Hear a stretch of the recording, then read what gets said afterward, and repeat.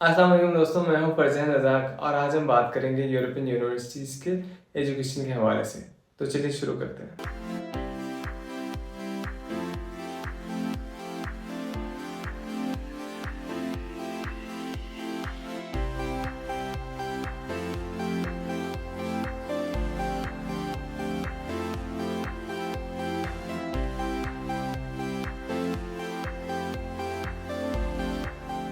इन छोटे short clips के बाद आप ये सोच रहे होंगे कि इनका मकसद क्या था इस वीडियो के साथ। तो बेसिकली यार मैं गया हुआ था एजुकेशन एक्सपो पर, जो कि सरीना इस्लामाबाद में था। उसके बाद फिर मैंने सारी चीज़ें ये रिकॉर्ड भी की और वहाँ पे मेरा अपना जो पर्सनली प्लान था कंसल्टेंट के साथ उनकी रूबरू रिकॉर्डिंग की जाए, जिसमें वो कंफर्टेबल नहीं थे। तो उन्होंने जो डाटा मुझे दिया वो मैंने पहले हार्ड में कवर किया, उसके बाद फिर सॉफ्ट में मेरे पास पड़ा हुआ है, जो कि मैं एज चार्ट भी आपके साथ शेयर कर दूंगा। पता लगा लिया, सब कुछ पता लगा लिया मैंने अपने दिमाग का इस्तेमाल करके सब कुछ पता। आज हम बात करेंगे यूके, इटली, जर्मनी, फिनलैंड और हंगरी में एजुकेशन के हवाले से, जिनमें उनके एक्सपेंसेस, उधर स्कॉलरशिप का क्या सीन है, उसके अलावा मिनिमम परसेंटेज और जीपीए कितनी रिक्वायर्ड है, और बैंक स्टेटमेंट और लॉक अकाउंट, ये सारी चीज़ें हम इसमें कवर करेंगे। पब्लिक और प्राइवेट यूनिवर्सिटीज़ को भी डिस्कस करेंगे, वर्किंग आवर्स और इनके एक्स्ट्रा वर्किंग आवर्स का क्या तरीक़ेकार है और क्या चीज़ें होती हैं। सारे फैक्ट्स एंड फिगर्स सामने आ जाने के बाद आपको कौन सा अपने लिए बेहतर लगता है तो वो आप अपने लिए चूज़ कीजिएगा। डाटा शेयर करने से पहले एक चीज़ मैं आपको बता दूँ, ये सारा डाटा मैंने कंसल्टेंट से लिया हुआ है, इसमें किसी किस्म की मैंने पर्सनली कोई चेंजेस नहीं की। तो कहीं पे मुझे क्रॉस चेक करने की ज़रूरत थी, जहाँ मुझे डाउट फील हो रहा था तो वो मैंने किया भी और वो मैं आगे आपको चल के मेंशन भी करूँगा। यूके से शुरू करते हैं। यूके के एक्सपेंसेस की बात की जाए तो 30 से 40 लाख रुपए इसका इनिशियल एक्सपेंस है, जिसमें 50% ट्यूशन फीस और यहाँ से आप फ्लाई करके यूके लैंड करते हो। नॉर्मल फीस की बात की जाए तो 15,000 से 18,000 यूरोज इसकी नॉर्मल यूनिवर्सिटी की ट्यूशन फीस है, जिसमें आप इनिशियल 50% डिपॉजिट करके जाओगे और बाकी रिमेनिंग 50% वहाँ जाके खुद अर्न करके देते हो या एज अ इंस्टॉलमेंट अपने फादर आपके देते हैं। ये टोटली आप पे डिपेंड करता है। नॉर्मली स्टूडेंट्स वहाँ जाके अर्न करते हैं और वो अपनी जो ट्यूशन फीस है वो खुद ही मंथली या क्वार्टरली बेसिस पे पे करते हैं। वीज़ा रेशो की बात की जाए तो यूके में 100% वीज़ा रेशो है। ये स्टूडेंट वेलकमिंग स्टेट है, यहाँ पे किसी किस्म का ऐसा इशू नहीं कि वीज़ा रिजेक्शंस आती हों, बहुत ही ज़्यादा रेयर है, लेकिन 100% क्लेम करते हैं। डिग्री की बात की जाए तो 1 साल की डिग्री है, जीपीए मिनिमम 2.2 रिक्वायर्ड है और परसेंटेज की बात की जाए तो 55। अब जीपीएस और परसेंटेज मैं बाकियों के हिसाब से भी शेयर करूँगा, तो उसमें ये कंफ्यूज होने की ज़रूरत नहीं है। हर यूनिवर्सिटी का अपना क्राइटेरिया होता है जीपीए और परसेंटेज का, तो मे बी आपका परसेंटेज ज़्यादा हो और जीपीए कम हो। स्कॉलरशिप की अगर बात करें तो scholarship up to 1,000 to 6,000 as per university जो ऑफर कर रही है, आपको डिपेंड करता है आपको कंसल्टेंट कितनी मैक्सिमम स्कॉलरशिप अवेल करके देता है। इनटेक देखें तो जनवरी, मार्च और सितंबर का है, जिसमें जो मेजर इनटेक है वो आपका सितंबर का है, और मार्च इनटेक जो सबसे माइनर है, जिसमें हर यूनिवर्सिटी के आपको इनटेक नहीं मिलेंगे, आपको वही यूनिवर्सिटीज़ मिलेंगी। मार्च के इनटेक में आपको सिर्फ वो यूनिवर्सिटीज़ मिलेगी जिनको स्टूडेंट्स का कोटा रिक्वायर्ड होगा, अदरवाइज नॉर्मल इनटेक की तरह ये इनटेक नहीं है। आइल्स की बात की जाए तो आइल्स 6 से 6.5 मिनिमम रिक्वायर्ड है, और बैंक स्टेटमेंट की बात की जाए तो 55 से 80 लाख, डिपेंड करता है आपको कंसल्टेंट किस तरह से गाइड करता है बैंक स्टेटमेंट के लिए। Let's come to Germany. Germany में प्राइवेट और पब्लिक, मैं पहले पब्लिक यूनिवर्सिटी की बात करूँगा। पब्लिक यूनिवर्सिटी में किसी किस्म की ट्यूशन फीस नहीं चार्ज की जाती, आपको बस लॉक अकाउंट खुलवाना होता है, जिसमें एक सर्टेन अमाउंट डिपॉजिट करनी होती है, उसके अलावा किसी किस्म की ट्यूशन फीस नहीं है पब्लिक यूनिवर्सिटी में। और वीज़ा रेशो की बात की जाए तो 9/10 है, तकरीबन 90% वीज़ा रेशो है। इसमें भी एक इशू ये है कि जो सिंध के स्टूडेंट्स हैं उन्हें फ़ायदा ये है कि उनका डोमिसाइल सिंध का है तो वो अपना वीज़ा कराची से प्रोसेस करते हैं, जिसकी वजह से उन्हें जल्दी वीज़ा अपॉइंटमेंट मिल जाता है कंपेरेटिवली जो सिंध के अलावा दूसरे स्टूडेंट्स पाकिस्तान में अप्लाई करते हैं, तो उन्हें थोड़ा टाइम लग जाता है।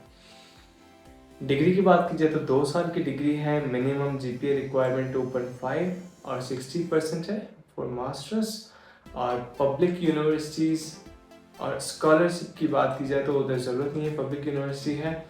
इनटेक की बात की जाए तो समर इनटेक आपका अप्रैल में शुरू होता है और विंटर इनटेक आपका सितंबर और अक्टूबर में शुरू हो जाता है, जिसमें आपको मैक्सिमम कोर्सेज ऑफर होते हैं। आइल्स की बात की जाए तो आइल्स एक्सेप्शनल होता है कुछ यूनिवर्सिटीज़ में। आप अगर इंग्लिश प्रोफिशिएंसी लेटर इशू करवा देते हो अपनी यूनिवर्सिटी से जहाँ से आपने बैचलर किया हुआ है पाकिस्तान में, तो अगर यूनिवर्सिटी आपकी एग्जेम्प्ट करती है जहाँ पे आप एडमिशन ले रहे हो, तो माइट भी आपका काम हो जाए, आपको आइल्स की ज़रूरत ना पड़े, लेकिन फिर भी 6 to 6.5 मिनिमम रिक्वायर्ड है। बैंक स्टेटमेंट की बात करें तो जर्मनी में बैंक स्टेटमेंट नहीं, लॉक अकाउंट चलता है। लॉक अकाउंट की बात की जाए तो 11,208 यूरोज रिक्वायर्ड होते हैं लॉक अकाउंट में रखने के लिए, जो कि बेसिकली आपके पास ही पैसे होते हैं, वो मंथली बेसिस पे आपको रिटर्न हो रहे होते हैं। लॉक अकाउंट का मकसद ये होता है कि ये आपकी पर्सनल सेफ्टी के लिए होते हैं। फॉर एग्जांपल आप किसी किस्म की डिसेबिलिटी में आ जाते हो, बीमार हो जाते हो खुदा ना करे, तो उसमें आपके पास खर्चे के पैसे हों, ऐसा ना हो कि आप उस गवर्नमेंट पे बोझ बन जाओ। तो ये काइंड ऑफ वो अपने लिए आपसे ही आपका बैकअप ले लेते हैं, तो वो आपको मंथली बेसिस पे रिटर्न हो रहा होता है। अब आ जाते हैं हम प्राइवेट यूनिवर्सिटीज़ की तरफ। तो इन दोनों का कंपैरिजन भी हम करेंगे, पब्लिक और प्राइवेट यूनिवर्सिटीज़ का ओवरऑल एक्सपेंस कितना बनता है। आज की डेट के हिसाब से आप इवन जब भी ये वीडियो देखें तो आप कंपेयर कर लीजिएगा कि यूरोस का क्या हिसाब है आज की डेट के हिसाब से। आपको गूगल से इजीली ये डाटा मिल जाएगा।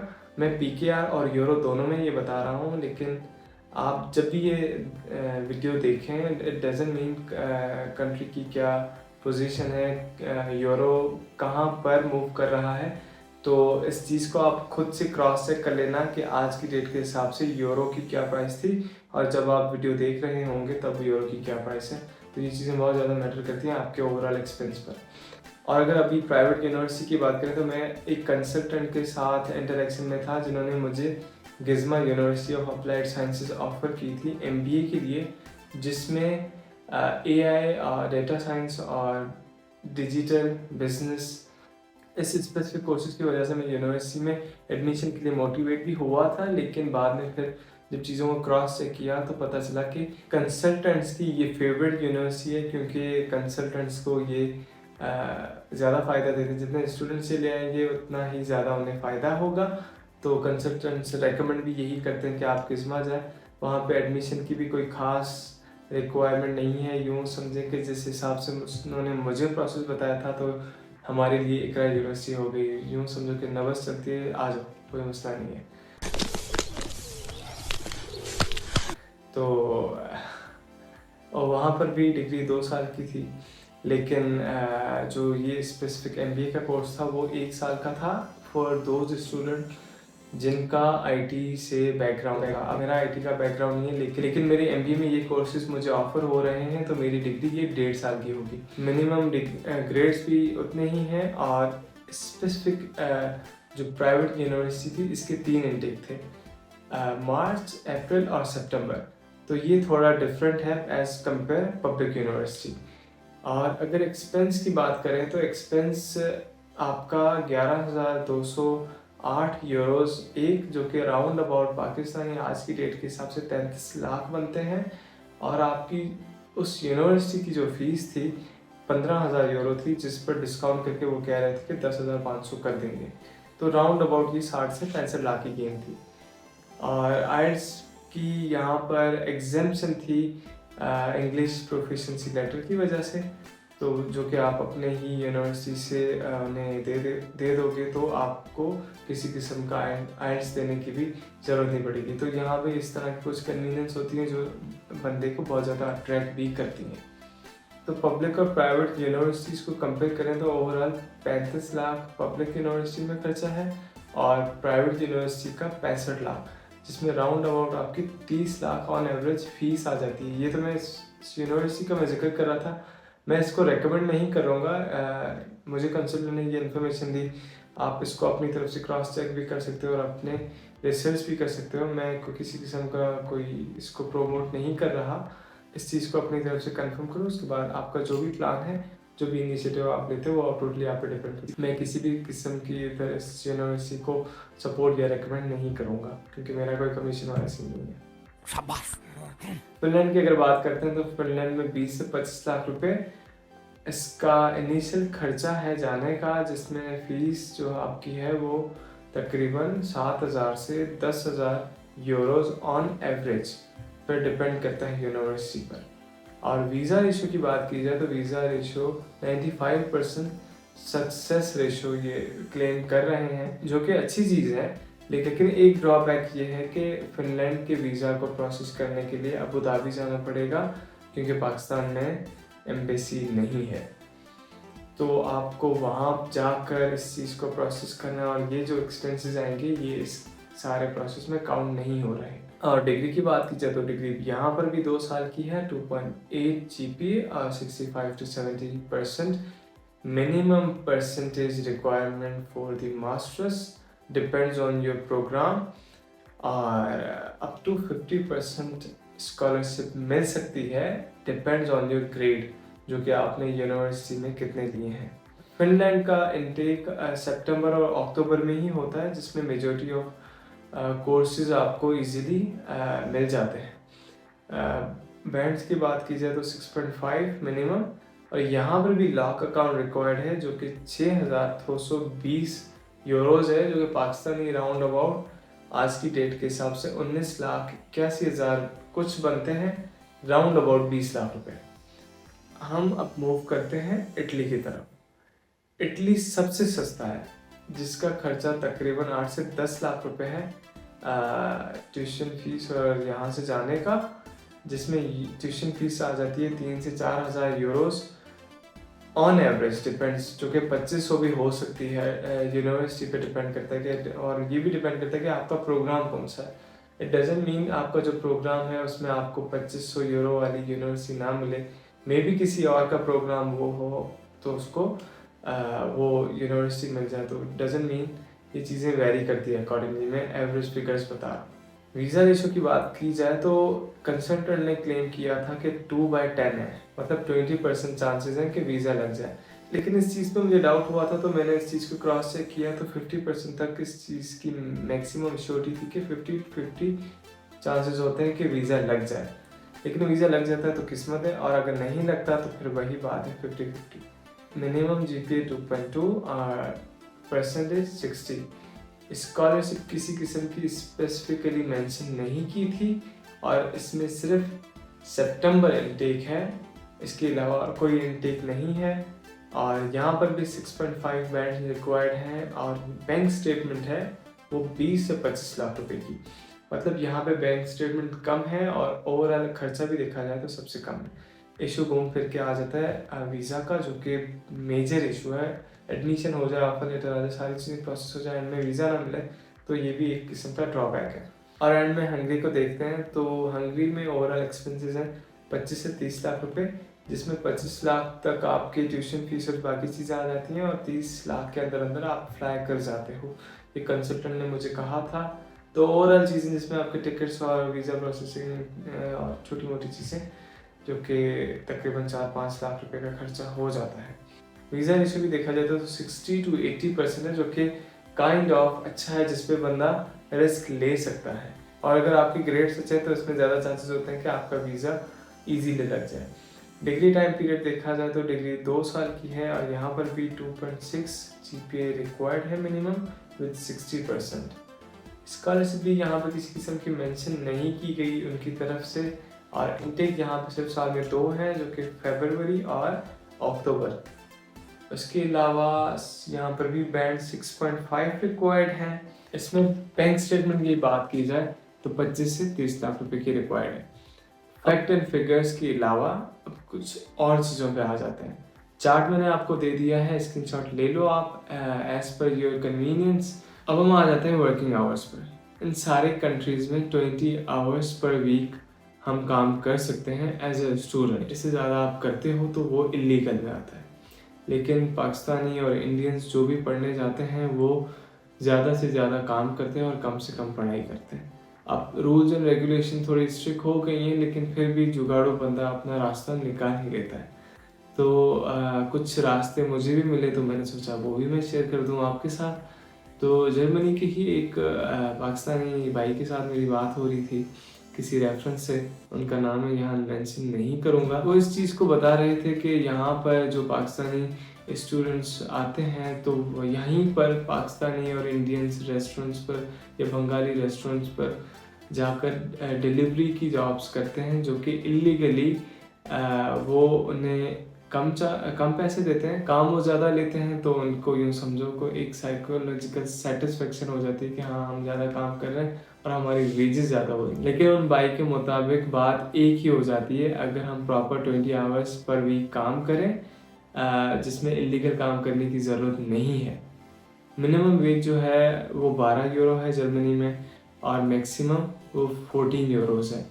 और अगर ये ब्लू कॉलर जॉब्स की बात कर रहा हूँ, आईटी के स्टूडेंट्स के लिए अच्छी बात यह है कि वहाँ उनके लिए अपॉर्चुनिटीज़ ज़्यादा हैं और वहाँ अगर कोई ऑफिस की आईटी से रिलेटेड जॉब मिल जाती है जो कि पाकिस्तानी ही ऑफर करते हैं, वो राउंड अबाउट 25 से 30 यूरो देते हैं, जो कि तकरीबन महीने का 2000 से 2500 यूरो हो जाता है। और पाकिस्तानी इसको कन्वर्ट करें तो 6-7 लाख रुपए कहीं नहीं गए। एंड में हम बात करते हैं उन स्टूडेंट्स के लिए जो कि अपना केस खुद ही प्रोसेस करना चाहते हैं और ये सारी चीज़ें खुद ही देखना चाहते हैं, जिसमें किसी किस्म के कंसल्टेंट को इन्वॉल्व करके उन्हें 1.5-2 लाख रुपए एक्स्ट्रा जो देने पड़ते हैं वो ना देने पड़े। तो उनके लिए स्पेसिफिकली जर्मनी के लिए एक वेबसाइट है DART.de। ये जर्मन गवर्नमेंट की अपनी वेबसाइट है जहाँ पे सारी यूनिवर्सिटीज़ जर्मनी की मौजूद हैं। वहाँ पे आप अपने प्रोग्राम के हिसाब से आप यूनिवर्सिटी सेलेक्ट कर सकते हो, एरिया के हिसाब से यूनिवर्सिटी सेलेक्ट कर सकते हो। ऊपर फिल्टर मेंशन है जहाँ पे आप अपनी यूनिवर्सिटी, लोकेशन, डिग्री, ड्यूरेशन, हर चीज़ को आप फिल्टर करके इजीली सर्च आउट कर सकते हो, जो कि बहुत ही ज़्यादा कन्वीनियंट है। एक नॉर्मल बंदा जिसको सर्फिंग करना आती है, इंटरनेट यूज़ करना आता है, तो उसके लिए कोई बड़ी बात नहीं है, वो इजीली इसको गो थ्रू कर सकता है। मैं भी इस चीज़ को रेकमेंड करूँगा कि इस वेबसाइट को एक बार विजिट कर लेना चाहिए, जो कि ज़रूरी है।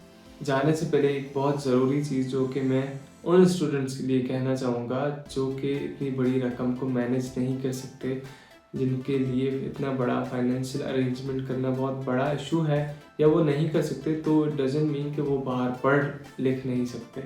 स्कॉलरशिप्स के भी ऑप्शन होते हैं। आप अपनी तरफ से अपने किसी कंट्री को आइडेंटिफाई करो, उसके बाद उस कंट्री पर रिसर्च करो, यूनिवर्सिटीज़ पर रिसर्च करो, इनिशियली मेहनत करो कि आपके ग्रेड्स अच्छे आएँ यूनिवर्सिटी में। जहाँ पे बैचलर्स कर रहे हो तो वो बाहर जाके आपने मास्टर्स करना है, तो अपनी बैचलर्स में मेहनत करो, ग्रेड्स अच्छे हैं तो आपको इजीली स्कॉलरशिप मिल जाएगी। बहुत सारी एग्जांपल्स हैं जो कि इस तरह से उन्होंने अपॉर्चुनिटीज़ एक्सप्लोर भी की हैं और फ्री ऑफ कॉस्ट बाहर से पढ़ के वापस भी आ गए हैं।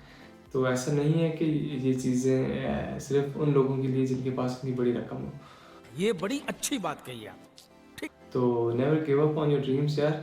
और बीइंग ऑनेस्ट यार, इस वीडियो को बनाने में मुझे बहुत ज़्यादा मेहनत लगी है, तो ज़्यादा कुछ नहीं, तो इस वीडियो को उस बंदे के साथ शेयर करना जो कि बाहर जाना चाहता है, और होपफुली ये इन्फॉर्मेटिव हुई हो आपके लिए। कोई भी इशू हो इससे रिलेटेड आप तो नीचे कमेंट कर लेना, मैं कोशिश करूँगा कि आपके उस इशू का कोई ना कोई सोल्यूशन निकाल के आपको मेंशन कर दूँ। इंशाल्लाह अपकमिंग वीडियोस में मैं कोशिश करूँगा US, कनाडा और ऑस्ट्रेलिया की यूनिवर्सिटीज़ को भी ले आऊँ, लेकिन तब तक के लिए मुझे इजाज़त है। अल्लाह हाफ़िज़।